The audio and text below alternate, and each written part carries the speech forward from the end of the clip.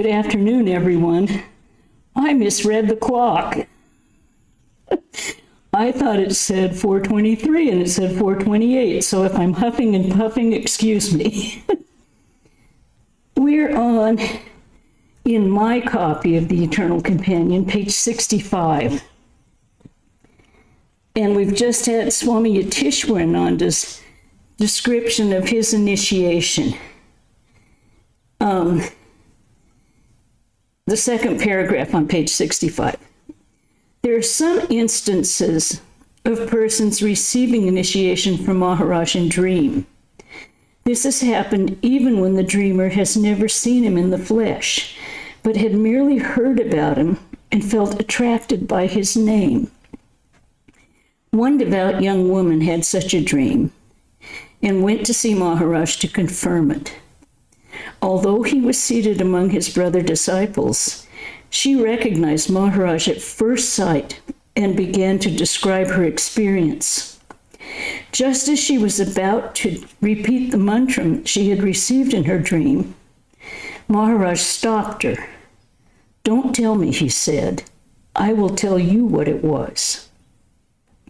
Thus, she was convinced of the truth of her vision. A young boy also received a mantra from Maharaj in a dream, but unfortunately forgot it when he awoke. Shortly afterward, he went to Maharaj for initiation. During the ceremony, the dream mantra returned to his mind, so that he was delighted and surprised when a few moments later, Maharaj gave him that very same mantra. At one time, Sri Ramakrishna appeared in a dream to two ladies belonging to an aristocratic family and told them to visit Maharaj. They had never heard of Sri Ramakrishna, nor read anything about him. But they went to Maharaj and were initiated by him. After relating this incident, Maharaj remarked to me, "You see, we think we have to preach the Lord and his message, but Sri Ramakrishna does his own preaching. Be the witness." We always think we have to take care of things, but we don't.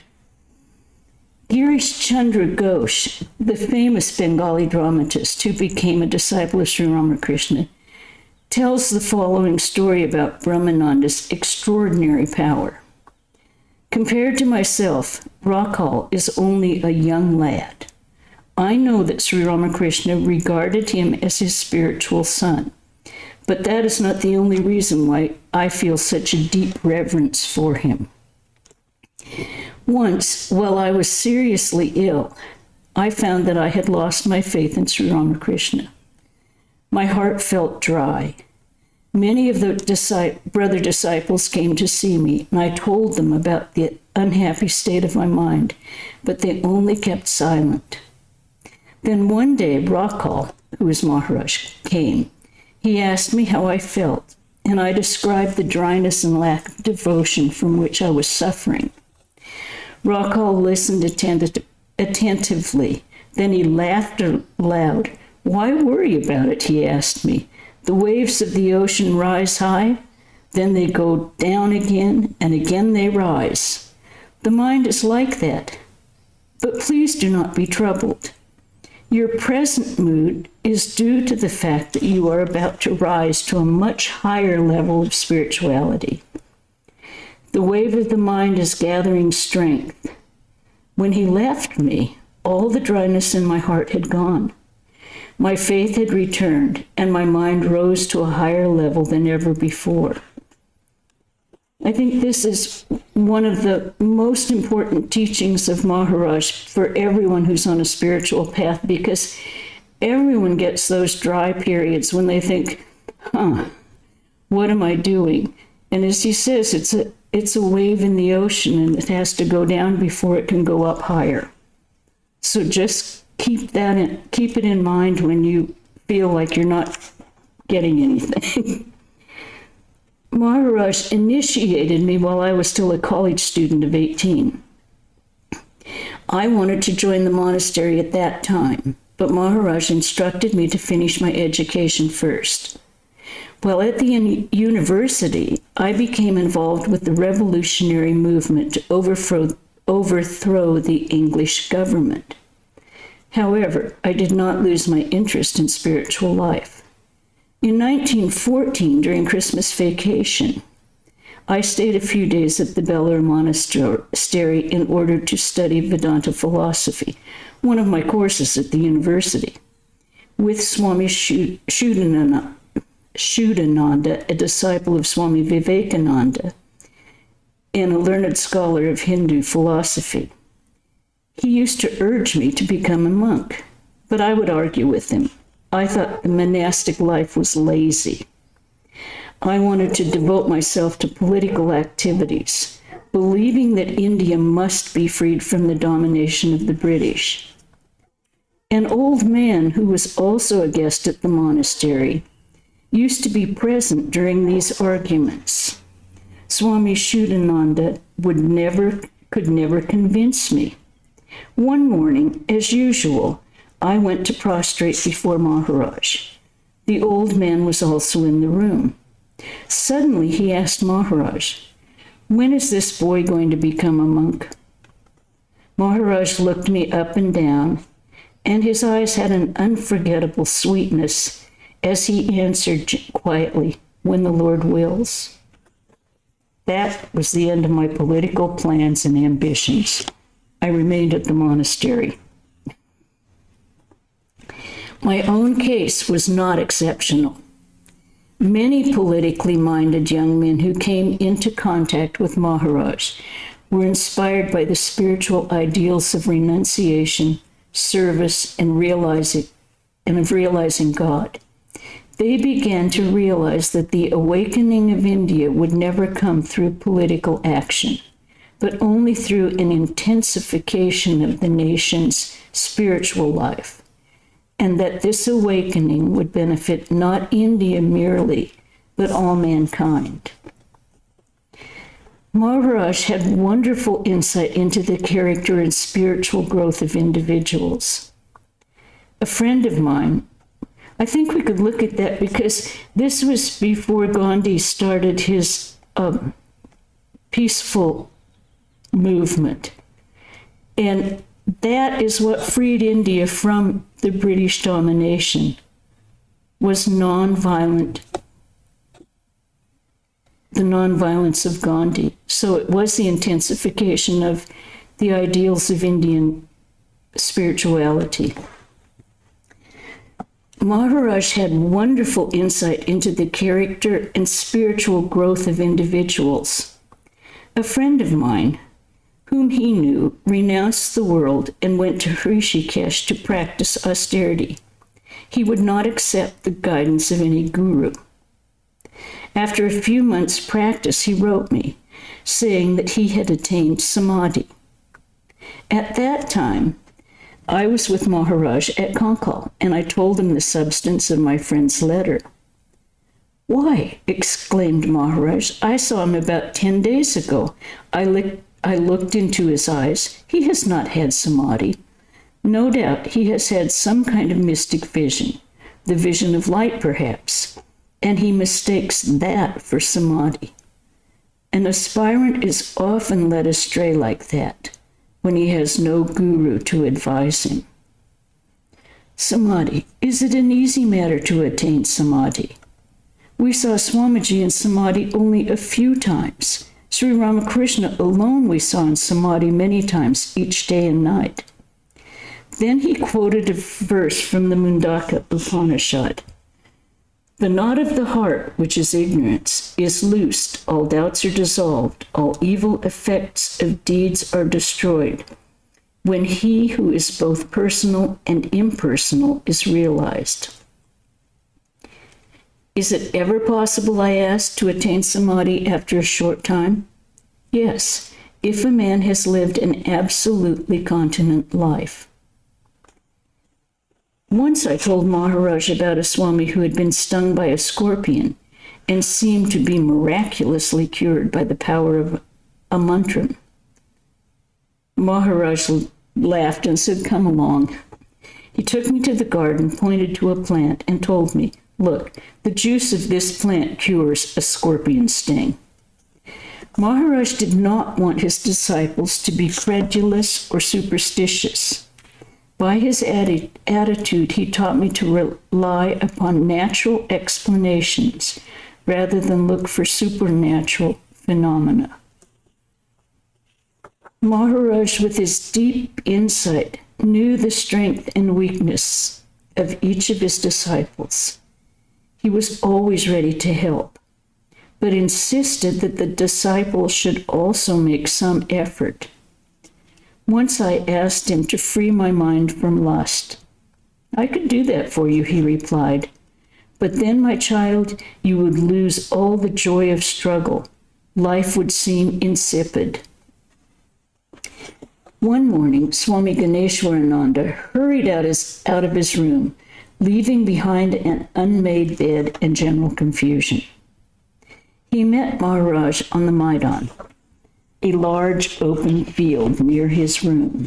After paying his respects, he was startled to hear Maharaj say, "Take me to your room.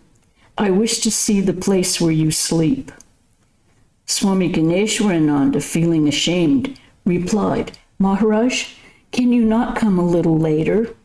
I was not expecting you, and the room is not fit to receive you." Maharaj said, "My boy, you must always be expecting me."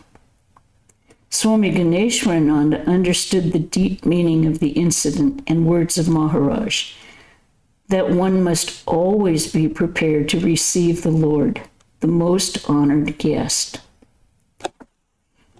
Sri Ramakrishna himself often rebuked his most intimate disciples, and Maharaj also used this method to train those who were near and dear to him. The chastening of a disciple never began, however, until after he had enjoyed several years of love and kind words. These experiences were painful at the time, but they were later treasured among the disciples' sweetest memories. It often happened that even while the disciple was being reproached by Maharaj, he would feel a strange undercurrent of joy. The indifference of Maharaj was the only thing we could not have borne, but Maharaj was never indifferent. The harsher his words, the more intensely we felt his interest in our welfare. The very fact that he could speak to us in this way proved that we were his children, his own. Sometimes a disciple would be reproved for quite insignificant reasons, or on grounds that seemed to him utterly unjust. But as time passed, he would realize that there had been certain tendencies and karmas stored in his subconscious mind, and that Maharaj had seen them and was working to annihilate them before they could appear and become harmful. Thus, at the cost of a little unpleasantness, the disciple would be spared years of painful struggle and self-discipline. At one time, Maharaj was disciplining me continually. All day long, he would scold me. On one occasion, I was supposed to have some stationery designed for him. I examined the proofs of the letterheads carefully before I presented several ornamental fonts for him from which to choose.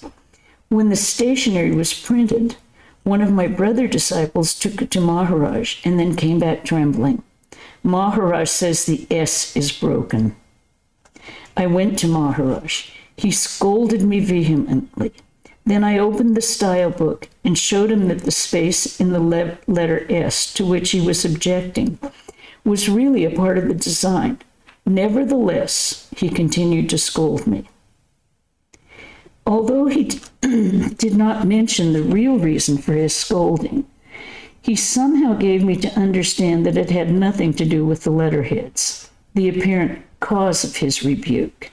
He was wiping out karmas from my subconscious mind. When Maharaj disciplined us, he gave us the power to bear it. We never reacted with resentment. We knew that whatever he did was for our own good. There was only one occasion when I felt that I had perhaps lost my master's love, and because I could not endure the thought, that very night I decided to run away from the monastery and hide myself forever. Thus resolved, I went next morning to prostrate before Maharaj and silently take my leave of him. I was about to go when he told me to sit down. For a while, he continued to scold me, reminding me of all my faults. Then, with a sudden change of manner and great earnestness, he asked, "Do you think you can run away from me?" The mother holds the child on her lap and spanks him, and the mother cries, "Mother, mother." Never before had I been so deeply aware of his love and protection. All thought of running away was forgotten. His words soothed my burning heart. Then he said, "Our love is so deep that we do not let you know how much we love you." The truth of this statement was proved to me as I watched how Maharaj dealt with Hariharananda, another disciple who had been for many years his personal attendant. Hariharananda had begun to depend too much upon our master. He needed to learn to stand on his own feet. So with a show of displeasure, Maharaj sent him away to practice austerities in the solitude of a temple in southern India. Some years later, Maharaj was in Madras and arranged for Hariharananda to visit him. I was alone with Maharaj throughout the entire evening on which he was to arrive.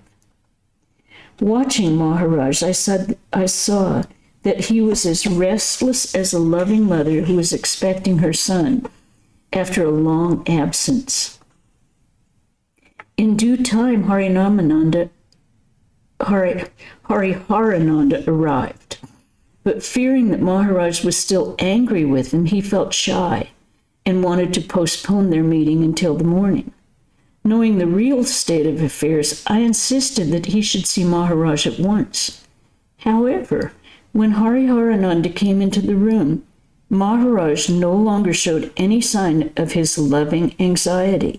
He merely greeted his disciple quietly and asked if he had been keeping well.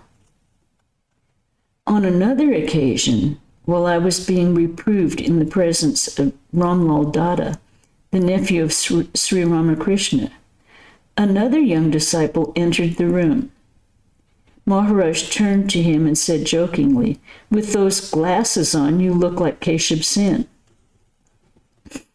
The disciple did not answer, for he saw that I was being scolded.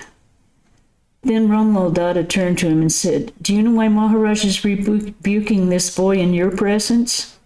There is a saying that the mother scolds her daughter in order to teach the daughter-in-law."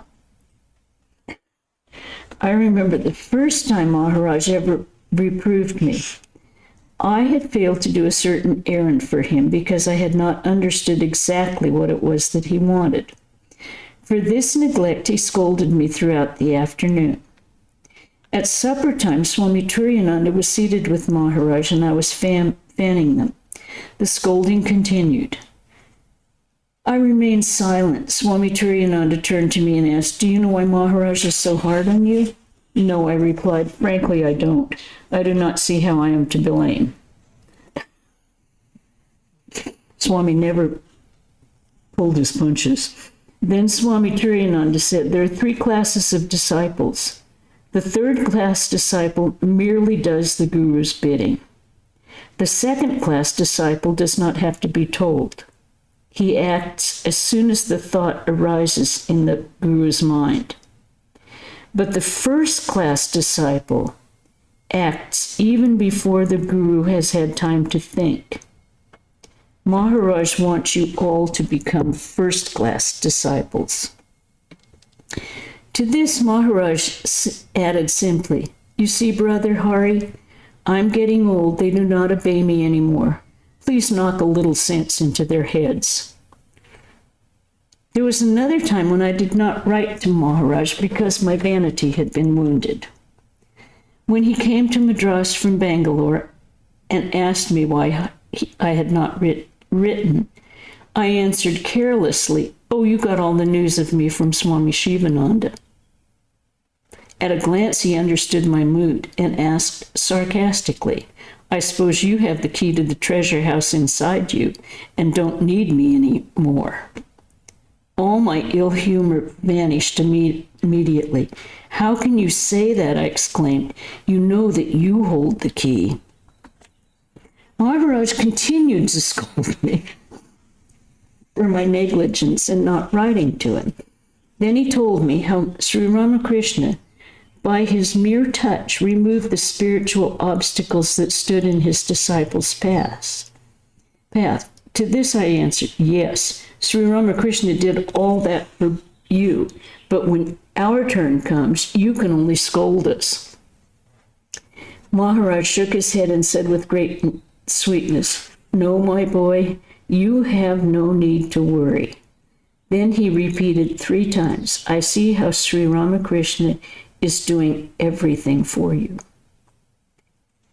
Even though Maharaj once said, "Our love is so deep that we do not let you know how much we love you," there is still the fact that you can get honey from a honeycomb if you poke it.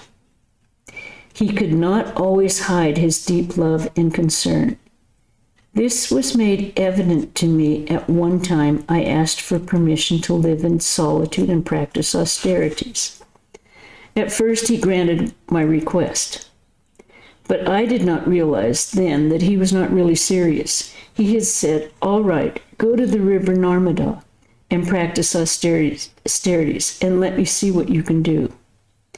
Within a few weeks, I had made the necessary arrangements, and my blanket and clothing were packed and ready. When I went to bid Maharaj goodbye and receive his blessing, he asked with alarm, "Where are you going?" I replied, "You have given me permission to go to the Narmada and practice austerities. I am ready to go." Like a father about to lose his only son, he anxiously requested that I call Swami Shivananda at once. The Swami came immediately, as if he himself could not convince me that I should stay. Maharaj explained the situation to Swami Shivananda. With some agitation, he said, "Look, brother, this boy wants to practice austerities. What do these boys know about such things? Why do they have to practice austerities? We have done all that for them." After this, Maharaj began to speak of high spiritual matters. Other monks of the order gathered. He continued to talk in this way for 3 hours, stopping only when he was told that a householder devotee wanted to see him. He remarked, "Now I can't continue. My mind has come down to a lower level." Later, Swami Shivananda said to me, "Today I learned many things I had not known before, just because you poked the honeycomb of Maharaj." Sometimes, and this gets in, the harsh behavior of Maharaj toward a disciple amounted to apparent cruelty. 3 of us were to be initiated into the monastic order at the same time. One was a boy who had been greatly praised because he had steadfastly practiced spiritual disciplines. We had all noticed his growth. Just as the formal rites were about to begin, Maharaj suddenly turned to this boy and said, "Why are you here? I shall not initiate you. Go away." My brother disciple and I were both shocked and felt that Maharaj had been cruel. But the boy himself later admitted that the praise he had received had made him vain. Maharaj, by his drastic action, had killed the seed which might have grown into deadly spiritual pride. For 10 days he suffered bitterly. Then he also was initiated into sannyas. So many things we can't explain, but the person that is the recipient of it often knows what's happening when they look deeply within themselves. Maharaj also taught by joking and making fun. Thank goodness. Often his humorous remarks contained a deep inner meaning. To one disciple who used to write doggerel verses, and the truth they expressed were sometimes far from pleasant. While in Madras, he used to dictate these poems to me. One of them had a line in it, "I have given that which is holy unto a dog." He told me to mail this poem to the disciple. Its harshness pained me, and I spoke of it to Ramlal Dada, saying that I was afraid the feelings of the disciple would be deeply hurt.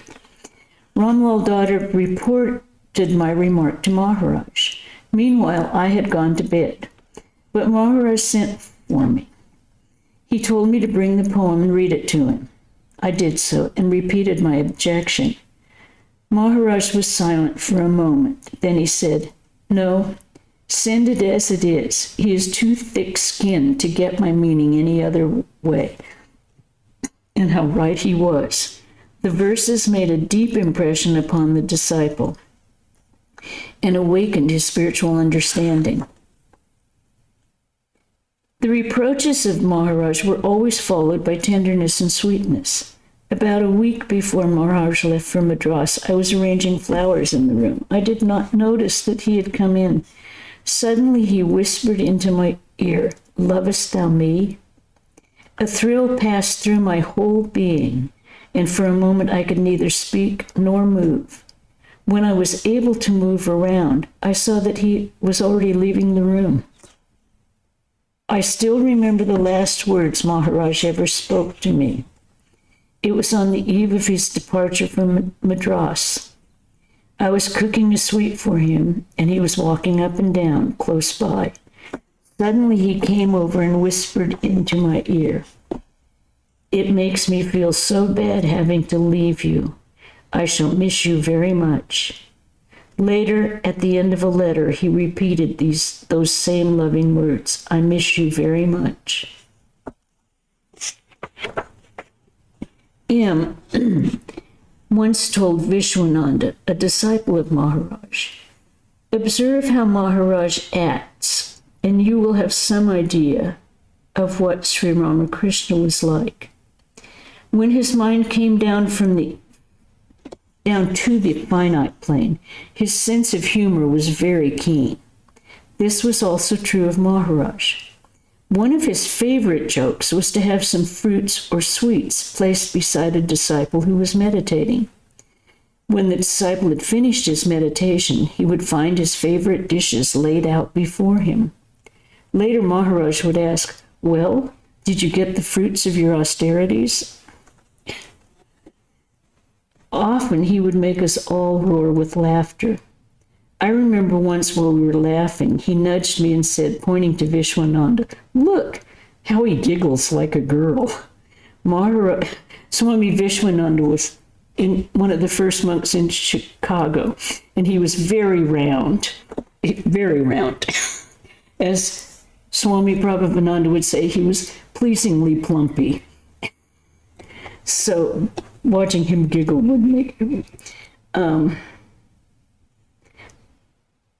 Maharaj would sometimes remark, "It is good to laugh every day. It relaxes the body and the mind." The following stories will give a glimpse of Maharaj's sense of fun and also the deep love he bore for his brother disciples. One story is told by Swami Satprakashananda. One afternoon, Maharaj was seated on the large bench on the ground floor veranda of the Mott building facing the Ganga. The old Mott building provided the only residential quarters of the Belur monastery at that time.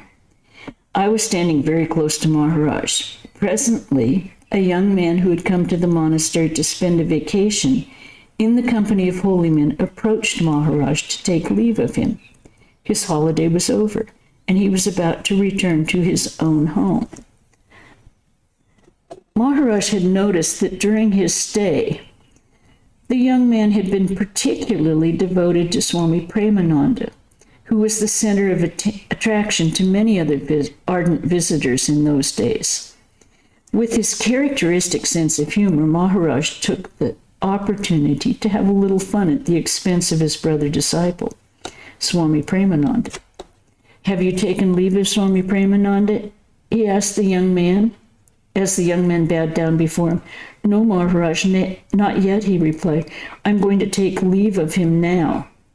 Well, when you bow down to him, you should say the pranam mantra, salutation mantra. Perhaps you do not know this mantra, but I shall teach you.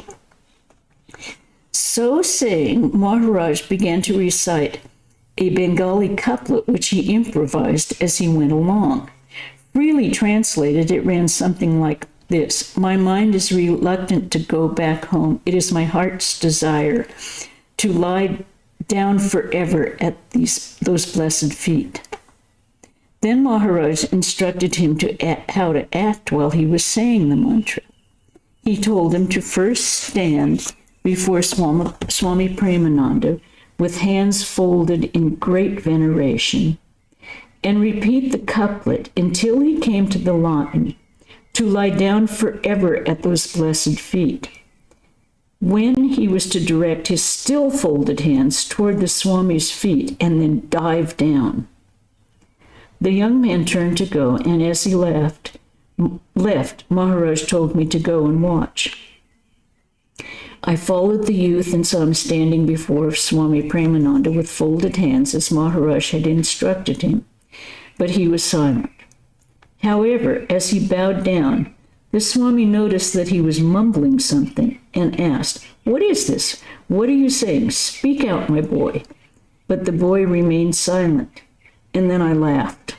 Hearing me laugh, Swami Brahmananda turned to me and said, "Ah, you know what he is saying, surely. Please tell me." And then I told him the whole story of the pranam mantra, and when I finished, there was a roar of laughter.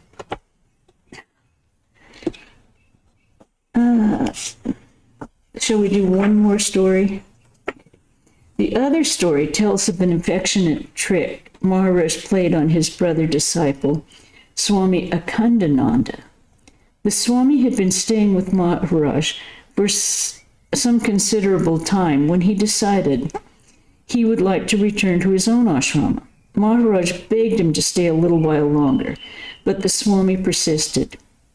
Seeing his evident determination to go, Maharaj engaged a palanquin to take the Swami to the railway station, which was several miles away.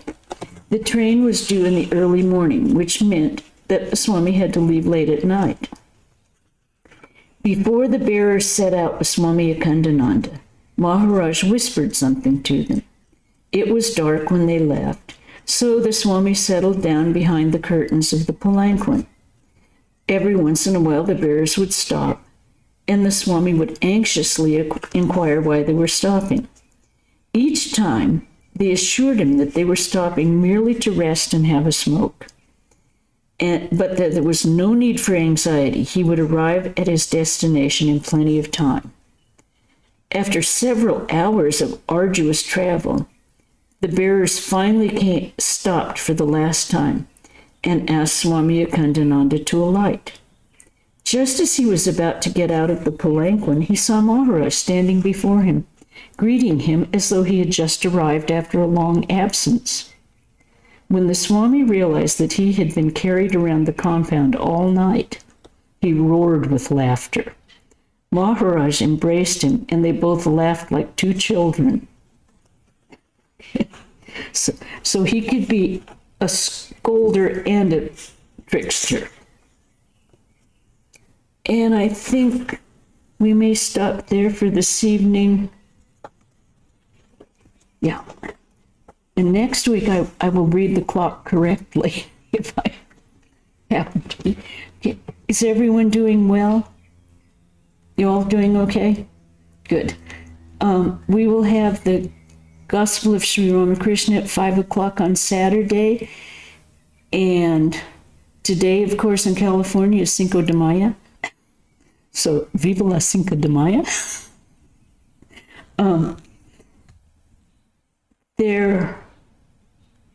Do we have any other announcements? No. The other announcement is we're, Lord willing, we will be open for lectures in June. Okay. It will be with all the protocols in place. We're not quite ready to just open the whole temple. Bookstore will be open, I think, on Sundays for half an hour before the lecture and half an hour after the lecture also. Okay. I think, and happy Mother's Day to all the mothers out there. We'll end with a chant.